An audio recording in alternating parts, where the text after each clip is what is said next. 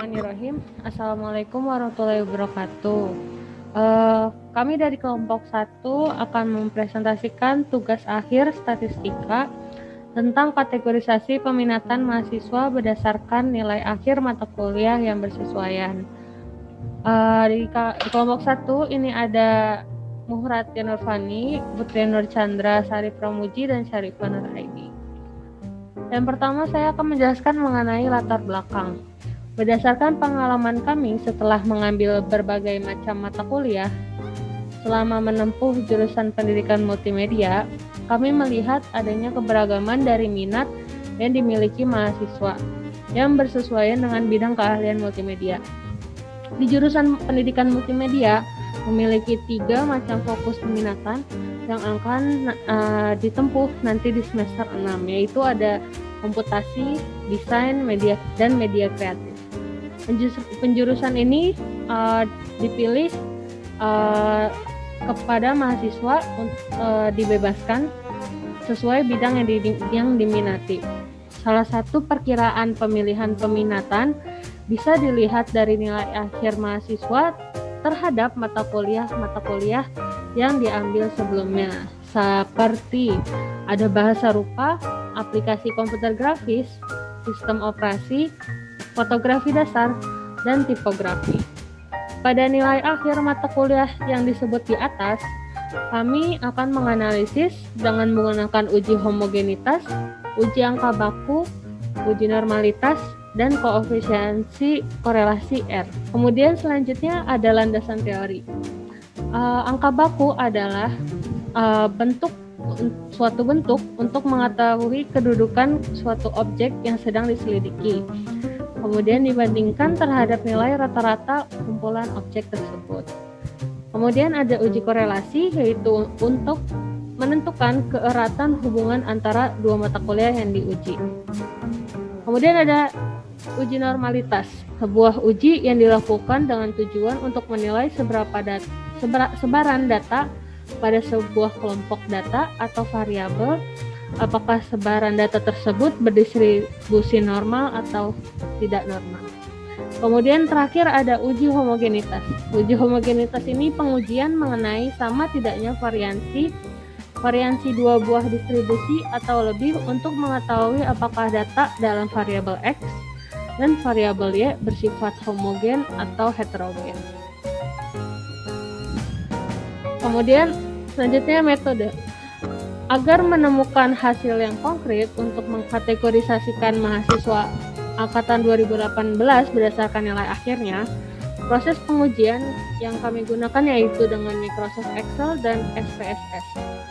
Nilai akhir diuji dengan mencari angka baku, koefisiensi korelasi, kemudian uji normalitas dan uji homogenitas. Kemudian ada tahapan proses penghitungan menggunakan Microsoft Excel. Yang pertama angka baku. Bisa dilihat di PPT. Yang pertama itu ada memasukkan data, kemudian kita cari rata-ratanya, kita cari STD deviasinya, kita tentukan Z-score, kemudian C-score-nya. Untuk koefisiensi korelasi R yang pertama yaitu masukkan data, kemudian kita tentukan Z-score-nya, kemudian kita kuadratkan nilai Z-score-nya, lalu jumlahkan hasil perhitungan pada tabel Z-score, perkalian Z-score dan nilai Z-score yang dikuadratkan. Kemudian hitung jumlah dari perhitungan tersebut. Ya, bismillah. Yang ketujuh nih ada slide ketujuh dari proses perhitungan menggunakan Microsoft Excel. Ada uji normalitas. Yang pertama masukin data, terus urutkan data kecil ke besar, lalu atau enggak ke besar ke kecil lah, bolak-balik lah gitu.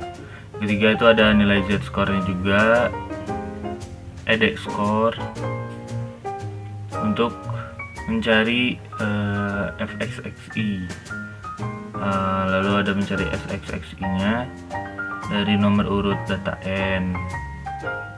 Lalu mencari harga mutlak nih FXI sampai dengan SXI. Tentukan nilai maksimal L hitungnya. maksimal itu L hitung, lalu membuat kesimpulan. Ada homogenitas juga, masukin data. Ini sama ya, menggunakan Microsoft Excel, menggunakan Microsoft Excel. Proses penghitungannya itu yang uji homogenitas, yang pertama masukin data, yang kedua cari variansi kelasnya dengan rumusnya sama dengan var gitu, varte varian apa ya kalau di Excel tuh, pokoknya semua datanya itu ya. Terus cari F hitungnya dengan membagi mata kuliah, lalu cari F table dengan rumusnya sama dengan fin, terus tanda kurung buka 0,05 titik koma, jumlah data yang pertama itu di minus 1 kalinya minus 1, terus titik koma lagi jumlah data 2. Pokoknya kalau jumlah datanya ada 10 gitu di tanda kurungnya. Lalu ada jika hasil F hitung lebih kecil dari F tabel, maka datanya homogen. Kalau hasil F hitung lebih besar daripada F tabel, maka datanya heterogen. Lalu ada proses perhitungan menggunakan SPSS. Angka baku yang pertama itu atur isi variabel pada variabel view. Lalu yang kedua masukkan data pada data view, kemudian pilih analyze di taskbar yang atas. Terus ada juga deskriptif statistiknya, terus pilih deskriptif. Lalu yang keempat masukkan data ke dalam variabel S, kemudian klik transform di kiri bawah. Lalu ada koefisiensi korelasi R, yang pertama klik analyze juga, kemudian pilih correlate terus ke divariate. Udah aja, terus masukin datanya, kemudian checklist yang persen ada di option gitu. Lalu oke deh, udah. Yang proses perhitungan yang menggunakan SPSS, yang uji normalitas itu yang pertama mulai dengan analyze, pilih non parametric test, kemudian pilih legacy dialog dan klik 1 sampel KS. Isi dengan data z-score, lalu pilih option dan checklist deskriptif, kemudian continue dan oke.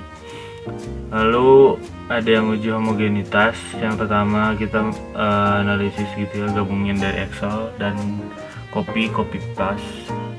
Harus kayak gitu, isi variabel di variabel view nya, pada data view paste aja data yang sudah digabungin gitu yang di Excel itu, diurutin dulu dari 1 sampai 2. Terus kalau datanya ada 10, misalkan di analysisnya masing-masing homogenitas, berarti satu-satu dari data 1, 2, 1, 3, 1, 4, 1, 5 gitu. Itulah sampai 110. Baik lagi 2, 1, 2, 2, 2, 3, 2, 4. Kayak gitu, pada datanya di paste ya, terus digabungkan di Excel gitu. Lalu kemudian analyze di taskbar atas, terus langsung compare means one way ke ANOVA. Terus setelah itu klik option, lalu checklist yang homogenitas of variable test, terus continue, terus oke. Nah, terus ini ada hasil pembahasannya ya, sampel datanya. Yang pertama tuh ada bahasa rupa gitu tuh, terus ada aplikasi komputer grafis, ada sistem operasi, ada fotografi dasar, ada tipografi gitu tuh. Kalau di matkulnya tuh lanjut ada angka baku yang menggunakan Microsoft Excel dan SPSS. Nah, angka bakunya itu kita menemui z-score sama t-score-nya. Kalau di bahasa rupa itu ada tuh banyak, ada bahasa rupa, aplicom, sistem operasi, foto dasar, fotografi dasar, lalu ada tipografi. Tuh angka bakunya ada di table. Lalu koefisiensi korelasinya nih, kalau yang menggunakan Microsoft Excel dan SPSS. Di sini kita ujinya ada 10 kali uji, karena di soalnya itu ada masing-masing pengujian dari mata kuliah. Ini ada dari yang bahasa rupa dan aplicom. Kalau bahasa rupa dan aplicom tuh dapat R-nya, koefisiensi R-nya tuh 0,53, itu yang cukup kuat.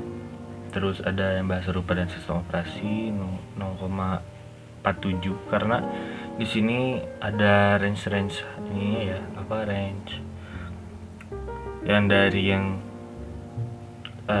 sangat lemah terus cukup kuat seperti itu. Begitu, di sini ada tabelnya. Ya, sekian dari saya. Mangga ke yang 3.